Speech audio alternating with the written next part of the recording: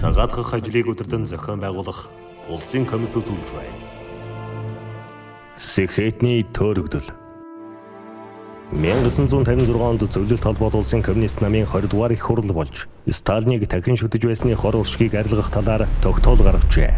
Энэ хурлын дараа Монгол Ардын Хувьсгалт намын төв хорооны 4-р бүгд хурал болж Монгол Ардын Хувьсгалт намын үйл ажиллагаанд дүгнэлт хийжээ.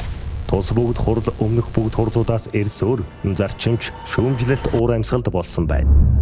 Бүгд хурлын үзэл санаанд зоригдсон бүтээлч сэхэтнүүд улс орныхоо өмнө тулгамдсан асуудал, дутагдал доголдлыг шүүмжилж, тухайн үеийн өдөртөгчдийн үнэн нүүр царайг илчилж эхэллээ.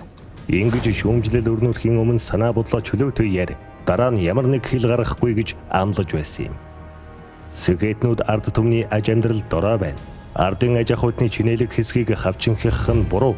Мал аж ахуйн түүхийдээ Зөвлөлт холбоот улсад зүгээр шахуу өгч байна.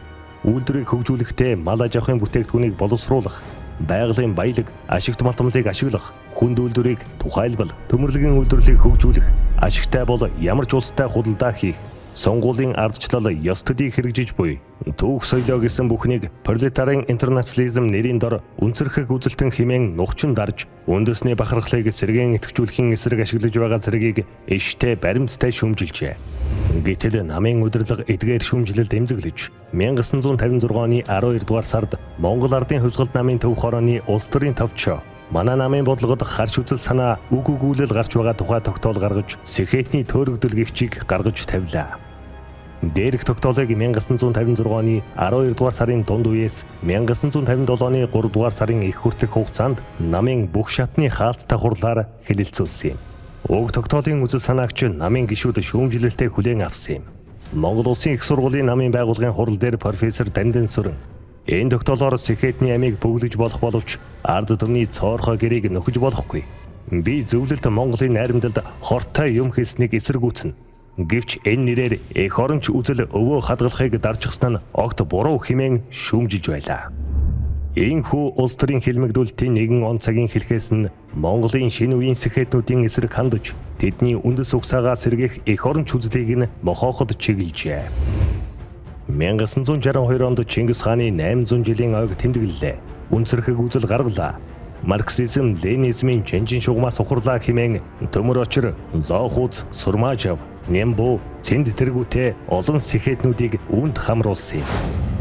Монгол дахь улс төрийн хэлмэгдүүлэлт эхэн үедээ алан хядах замаар хэрэгжсэн бол дараагийн үедээ аажмаар төрхөө өөрчлөв. Нам захиргааны арга хэмжээ авч шийтгэх, нэр төрийг нь гутаах, үзэл бодлоор хавчин гадуурхах, нэр хоч өгөх, нутаг заан цөлөх хэлбэртэй болсон юм. Энэ удаа хэлмэгдүүлэлтийг тухайн үеийн хууль хяналт, шүүх прокурорын байгууллагын оролцоотой хэрэгжүүлэх болсон ажээ. Ийхүү үргэлжилсээр 1990 оны ардчилсан хувьсгалтай золгосон бөгөөд эл үед эгэл Монгол хүний жам ёсны эрх байтугай, хүний эрх чөлөө, аюулгүй байдлын тухай асуудал ярих ямар ч удахгүй байсныг тодорхой харж болно.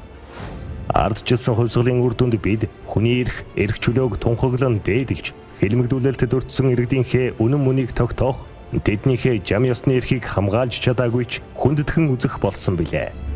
Нам төрийн захиргааны байгууллагын шийдвэрээр шийтгэгдэн анхан шатны шүүхээс цагаатгагдсан иргэдийн тоо 267 байна. Халуун итгэл зөхөрсөн, хатан зүрх шархирсан, хар дарсан зүрд чигэн жилүүдийг хамаг монголчууд бүү мартахтун.